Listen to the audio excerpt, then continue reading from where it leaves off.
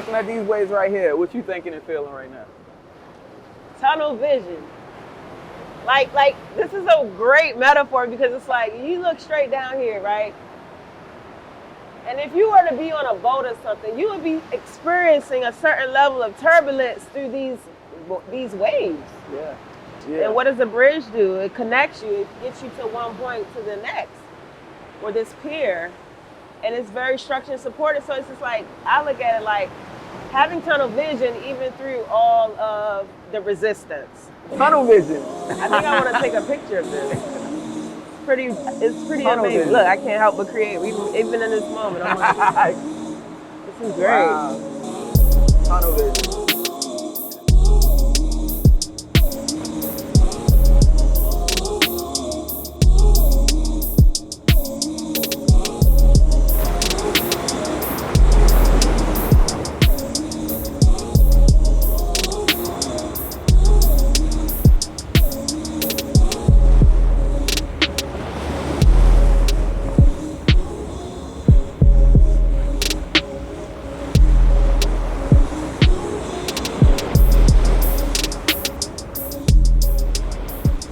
TT, thanks so much for coming, for doing this. I just want to say thank you. This series it means a lot to me. It's about family. I consider you family. We worked a lot in the past, and you know, I'm just happy. I'm happy for your success and everything. Thank you. Dark City Beneath the Beat is out. Yes.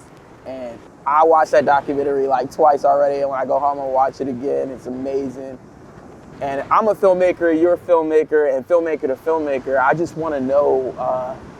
You know, your process, you know, of making that documentary. For me, when I first was exposed to the culture, you know, I was 18. I was a freshman in college in Baltimore, and I just was like, this felt so nostalgic because, you know, me, I grew up in Florida, and heavy on the Miami bass music, you know, Uncle Luke, Two Live Crew, you know what I'm saying, and club music to me was really like a connector for home. Like, I heard it and then instantly I felt like I was home. Originally I had a very traditional approach to the film, but it was really in 2000, I would say 17, when I said, you know, all this time I was thinking I was supposed to tell the story this one way. Yeah. But maybe not. Maybe I need to take more of a creative approach that's gonna be more about, you know, the excitement, the essence of the art, and show that. With anything, I never was big on the technical. I was always the more intuitive person, because I mean, you can have people that are very good technical. They could take a camera apart inside out, but might not can tell a story, you know what I mean? Or even understand how to capture the essence of an emotion through the lens. And so I think that that's a really big part of my process. And so that's essentially what it turned into, like me opening a window to a world that inspired me, and through its creative scene, and people that then became my friends and my family in Baltimore through this film, and just through my time living in Baltimore. And you know, Baltimore became my home, so I felt very much a part of the fabric of the culture. Yeah.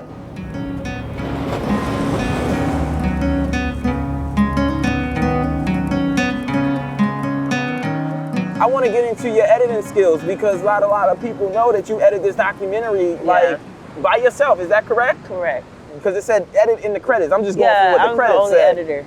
As an editor myself and knowing the technical side of things, I'm just like, how do you take all that footage and chop it up and chop it up into a story so beautiful like you did? Like, how do you do that? I would say, for me, the editing was the hardest part to this thing, because you just didn't know how much you should include. You know, I didn't want to make it too long because I was trying to make sure that it played in the festivals just right. Yeah.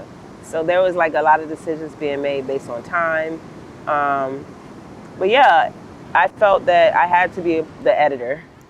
And you know, maybe like I didn't know about I've never worked with another editor in terms of like a film or nothing, but I was open to suggestions, but no one ever really came up.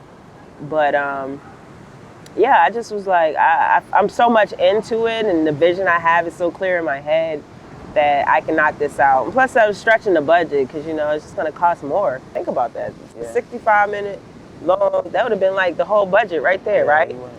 So, do that math. That's what, 65,000 right there. Oh my goodness.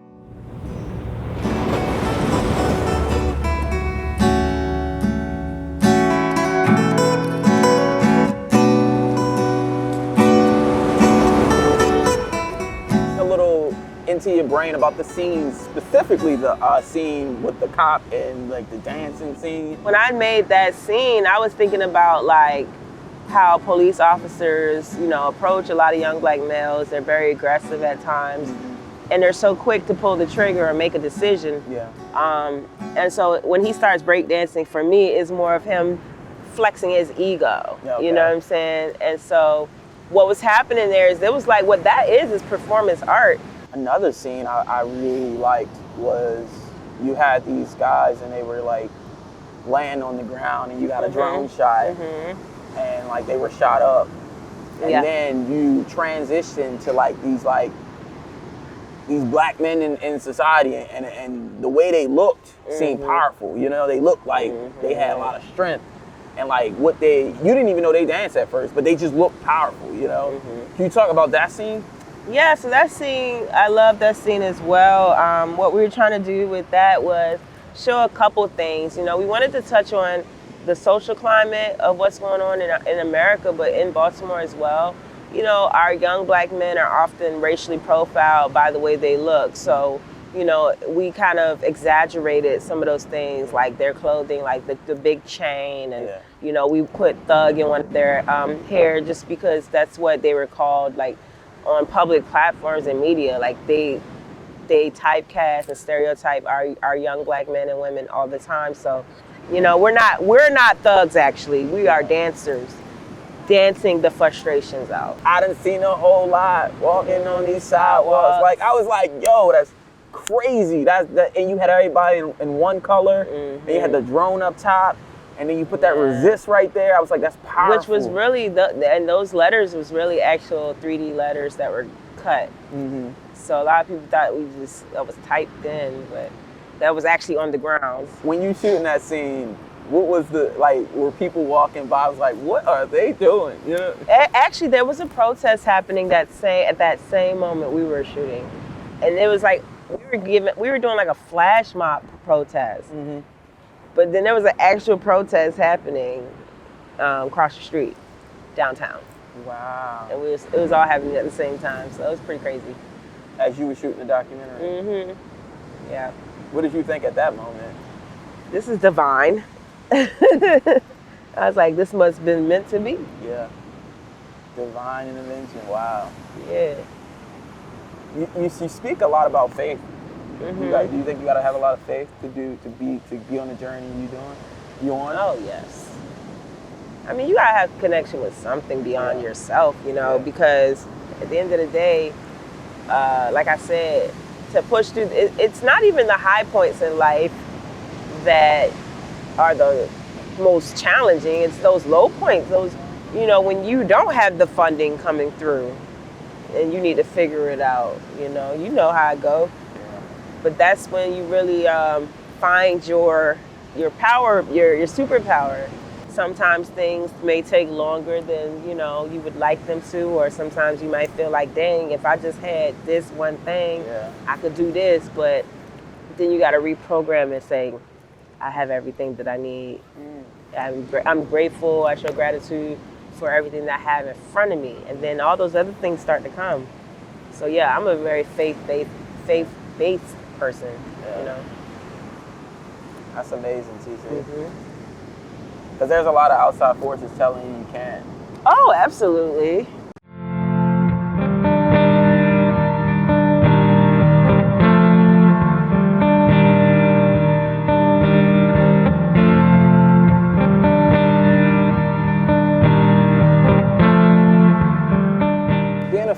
Being a black filmmaker, a woman filmmaker, what are the struggles? Oh man, I mean, there's so many struggles. I think the biggest struggle is your voice being heard and understood, because you can be in a room full of people and they're all just kind of like, everybody's talking, and sometimes it feels like no one's listening. Like You can come. I mean, I can take my film for example. I've reached out to so many people, or had conversations where I'm looking people right in their face, trying to explain something that I'm very passionate about, and just looking for advice or something like that. Like, just tell me the next steps. I have an idea. What should I do next? And oftentimes there was no advice. Sometimes there were, but I think a big struggle is our voices being heard and respected, which is why a lot of my new work is like really about pushing our voices to the forefront. Like we should be heard. Our ideas should be taken as valuable. And I think that's what women are fighting for right now. You know, we're just fighting for the opportunity for our values and our ideas and our voices to be taken seriously. You know, you always, you hear that word no a lot. But it seems like with you was just like, you know what? No, I'm gonna turn that no into a yes, because I'm gonna make it a yes myself, you know? Yeah. How did you do that? Man, there was so many times I wanted to quit. You know, I had started filming in 2011 for real. And I literally originally it was just gonna be a 15-minute short doc, you know? But then it blew up so fast on YouTube, like just 30-second clips, that I started feeling like maybe there's more to this. But yeah, we were like 70%, 80% into filming, and I was working at a nonprofit. And one day, it was just a really busy day, and I had brought my hard drive to work, and I got out of my chair, and the whole thing slid. I was caught behind the cord, and the whole drive slid off the desk and hit the ground. And when I picked it up, it was just like making this weird whistle sound. I'm like, oh, that don't sound too good. Oh, man. So it's a testimony to the failures along the journey, you know, and I had to make it through that. You know, if I hadn't dusted myself off, and it took a few years later to do that. People were like, this film's never gonna come out. Where is the film? Where is the film? And I'm like, where's the money? I mean, I gotta get a budget. I gotta figure it out. I gotta do a little problem solving. So I did it. And then that's when 2017, I was able to apply to some grants and some local grants for filmmakers in Baltimore. And then that's when I think everything started to come back together.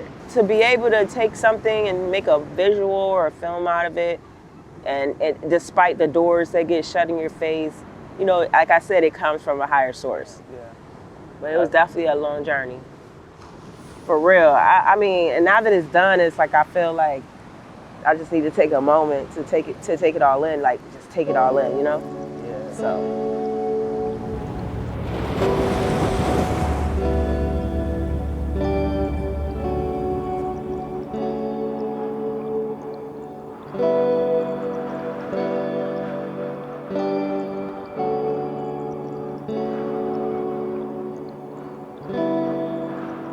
If you had to give advice to like a female filmmaker or black filmmakers, you know, because I feel like right now this is the time to, you know, give advice to the voices that's not heard, you know. Yeah. I feel like they need it the most. What would you say to those people? When it comes to your creative ideas, it's like, okay, you want to make a movie.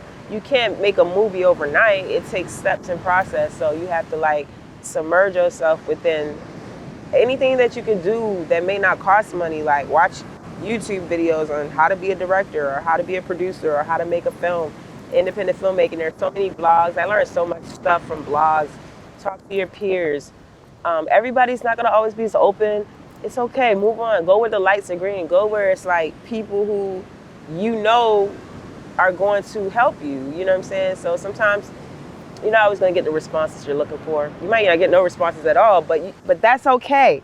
Yeah. That's okay. That's the story of the underdog. But once you get out of that, all those emails get responded to. You know what I'm saying? And it's to the point where you can't even respond to them. Now the tables turn. And it's not even that you're doing it intentionally. It's just that you're on to the next thing. But I would just encourage them to be patient with yourself, be kind to yourself, and you know, like I said, nothing is stopping you but you. You know what I'm saying? You have the power to go out and dig in and find out how to get whatever it is your heart desires done. We have one life to live, and it's like we can literally do anything with that. Anything.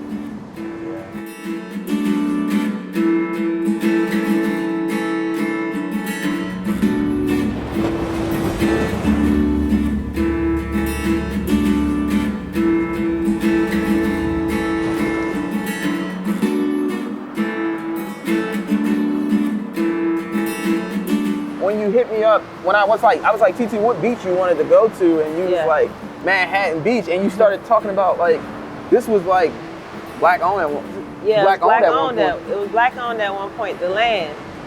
And then it was stolen, of course. Yeah.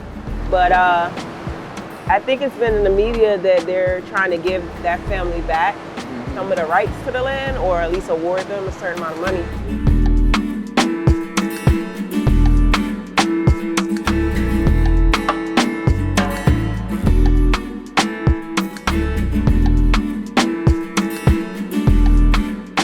Thank you for watching this episode of Waves. I'm on a mission right now to create my first feature film titled Senior. It's a story about fatherhood. And right now we are in pre-production. And I want to bring you along. You can support right now by liking and subscribing to our YouTube channel, donating to help us bring this story to life, and clicking the link in the description to find out more about our project. I'll see you next time on Waves.